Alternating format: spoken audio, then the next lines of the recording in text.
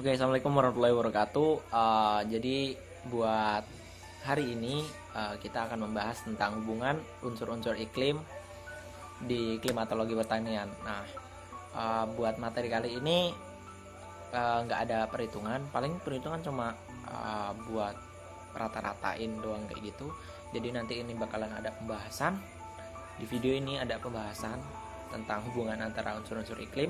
Kemudian kalian akan buat grafik, dan setelah itu kalian akan mengerjakan tugas yang udah ada di video ini. Jadi tonton video ini sampai habis dan jangan di skip agar kalian mengerti apa materi yang akan disampaikan. Terima kasih. Mari kita mulai video.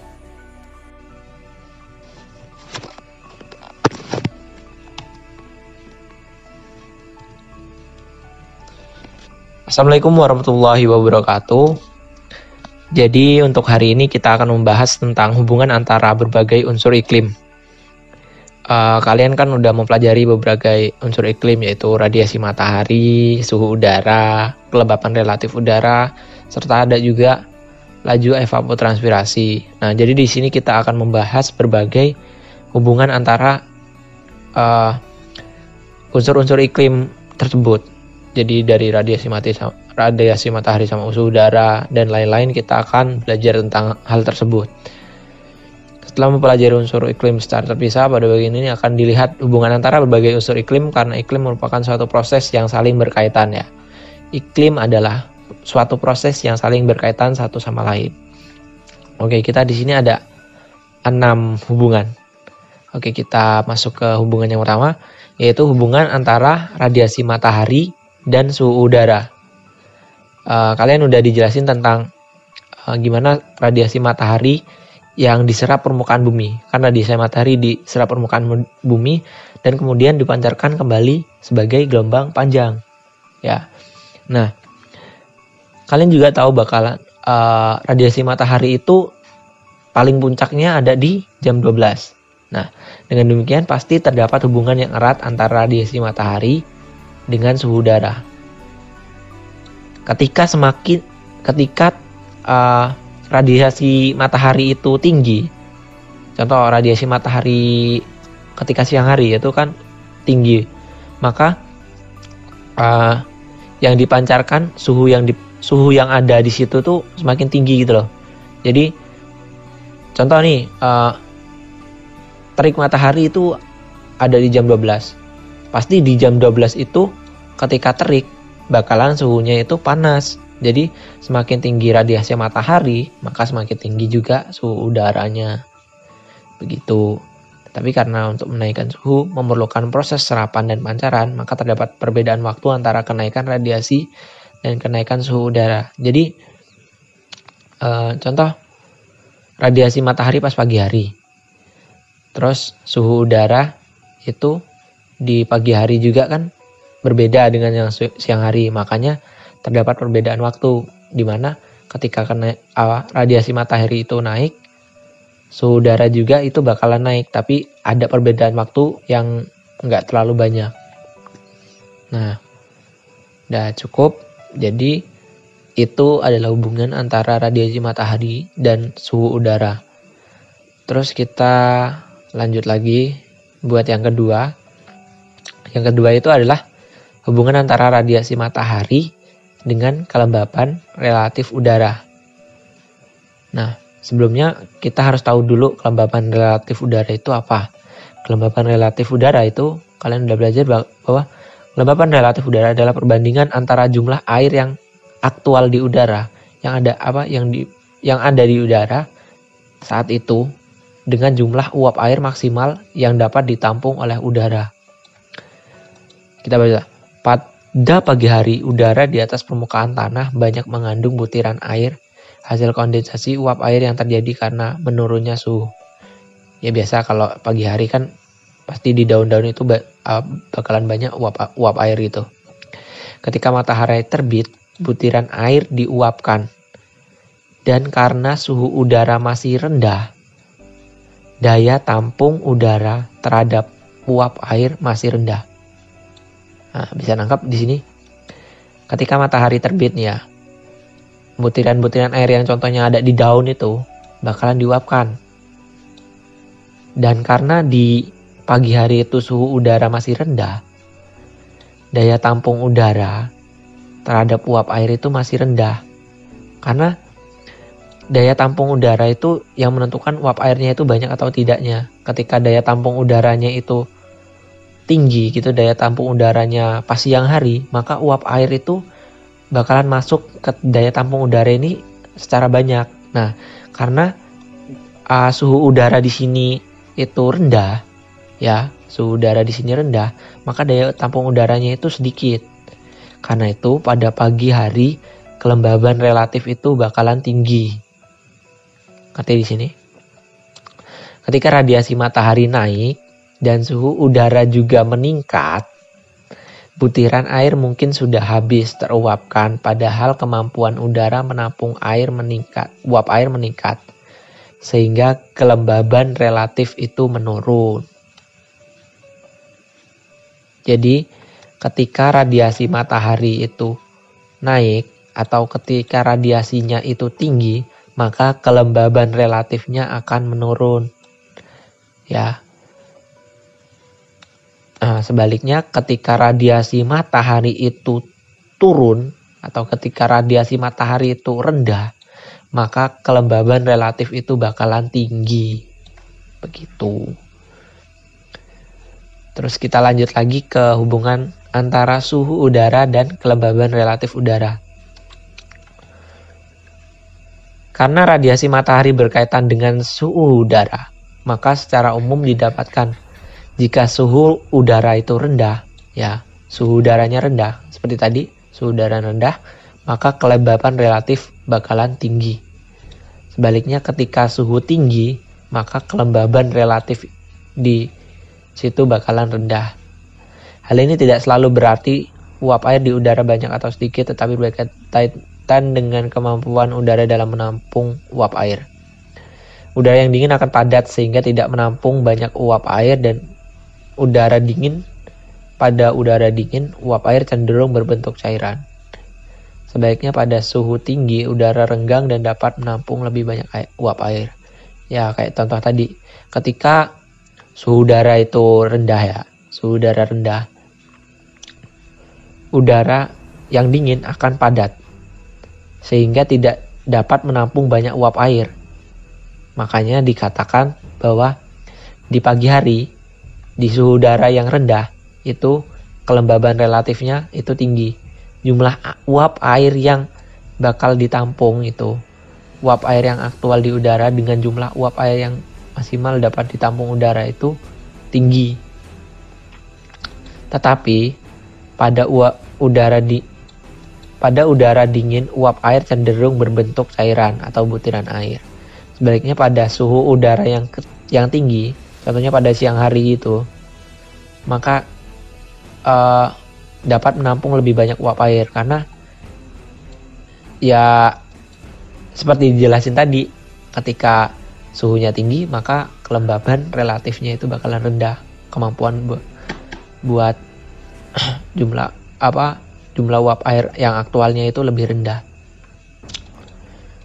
Terus kita lanjut lagi. Oh ya, di sini kelembaban relatif yang tinggi juga dapat terjadi pada suhu tinggi. Jika udara memang penuh uap air sebagai hasil evaporasi yang kuat. Ini pengecualian. Atau udara mendapat uap air dari tempat lain dibawa oleh massa udara. Kemudian kita lanjut lagi ke hubungan antara radiasi dan laju evapotranspirasi. Kita tahu bahwa evapotranspirasi bakalan terjadi karena adanya energi dari matahari atau radiasi matahari. Energi untuk menguapkan air pasti berasal dari radiasi matahari ya. Karena itu mudah dipahami bahwa semakin tinggi radiasi matahari, ya, maka semakin tinggi juga laju evaporasi atau evapotranspirasinya. Sejauh air itu ada atau tidak di situ gitu loh. Air tersedia dalam tanah tersebut. Tapi ada pengecualian. Ketika hujan tidak turun nih, dalam waktu yang lama, atau kita bisa bilang itu kemarau. Pas kemarau, radiasi mataharinya itu bakalan tinggi juga. Walaupun radiasi matahari bakal tinggi, laju evapotranspirasinya tetap rendah. Karena apa? Karena yang di evapotranspirasi kan itu air. Naiknya uap air atau partikel-partikel air itu ke udara. Ketika nggak ada air, apa yang harus ke udara? Makanya laju evapotranspirasinya ketika kemarau itu bakalan rendah. Jadi paling mudah itu sih.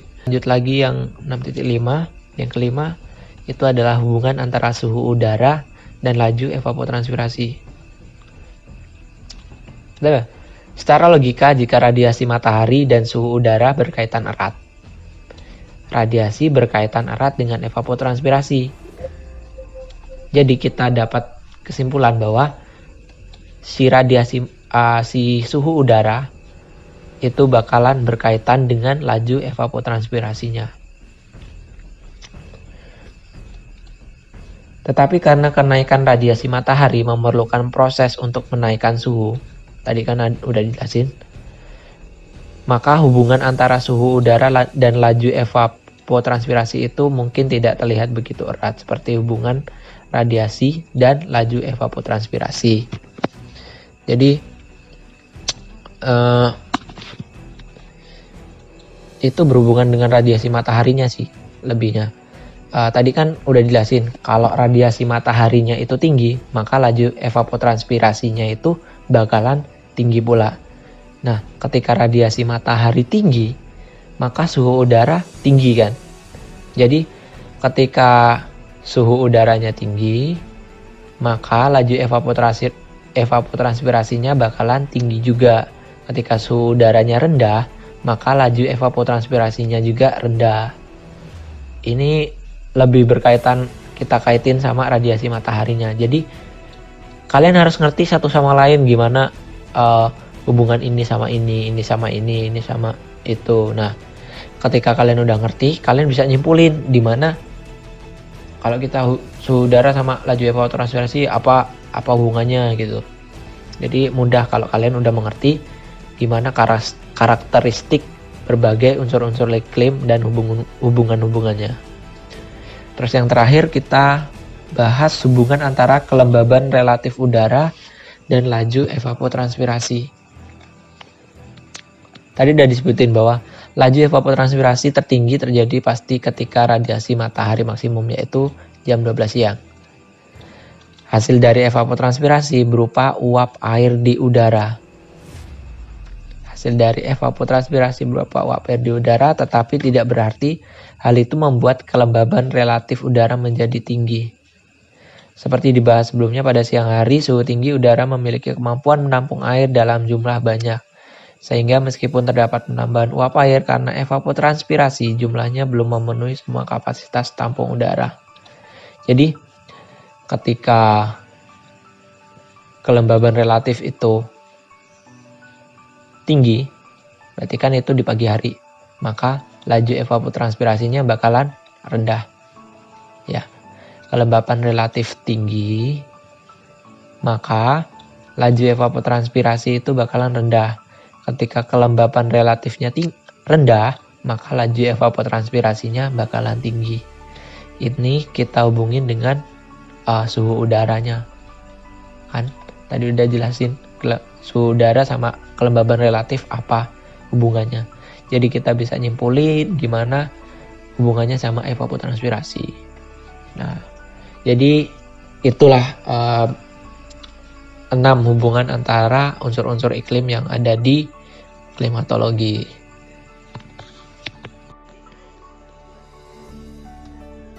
Oke, jadi setelah kita mengetahui gimana hubungan antara unsur-unsur iklim itu yang ada 6 tadi, nah kita akan nggak ada perhitungan yang di kali ini. Kita hanya bakalan mengetahui hubungan antara berbagai unsur iklim. Nah, di sini ada data dari Januari 2006. Ini datanya terdiri dari T minimum, T maksimum, average atau rata-rata suhunya, humidity itu adalah kelembaban, itu adalah radiasi mataharinya, etanol itu adalah evapotranspirasi. Nah, jadi di sini tugas kalian adalah hanya membuat scatter seperti yang saya buat ini.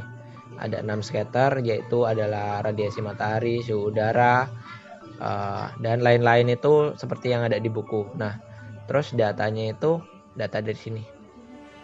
Ya. Ini kalian ya contoh ini ada kalian hubungin antara suhu udara sama radiasi. Berarti kan radiasi ini radiasi sama suhu udara yang di sini average-nya. Jangan di minimum sama maksimumnya. Oh ya, buat average kalian tau lah.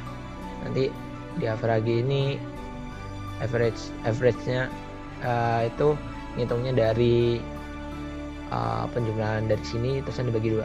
Ya, udah tau lah. Jadi kalian hubungin antara suhu udara dan radiasinya. Ini kelembaban sama radiasinya, kelembaban sama etanolnya atau evapotranspirasinya. Kalian buat scatter seperti yang udah diajarin kemarin-kemarin. Nah, buat scatternya nanti saya hapus, kalian buat sendiri. Nah, untuk tugasnya itu. Terus buat laporan,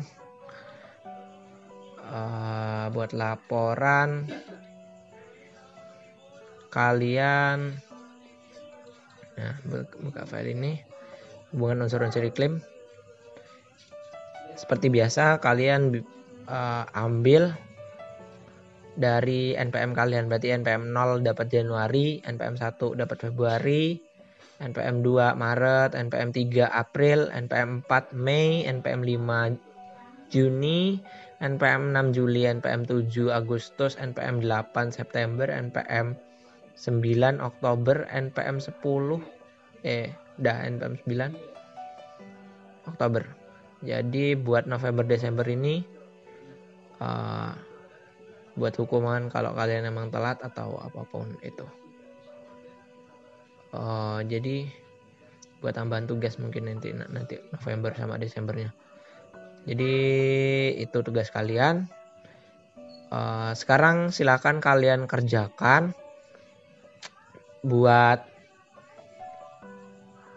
Excel yang tadi, yang ini kalian buat grafiknya, itu tugasnya. Sama di sampingnya kalian kasih kesimpulan. Jadi buat radiasi matahari gimana? Ketika radiasi matahari tinggi, maka suhu udaranya bakalan gimana gitu. Di sininya dikasih kesimpulan. Ya, ngerti ya? Jadi radiasi matahari kesimpulannya apa? Yang suhu udara, radiasi matahari sama kelembaban relatif itu kesimpulannya apa? Sampai di kelembaban relatif dan laju evapotranspirasi itu kesimpulannya apa? Ya, sampai sini aja video ini, saya tutup. Wassalamualaikum warahmatullahi wabarakatuh.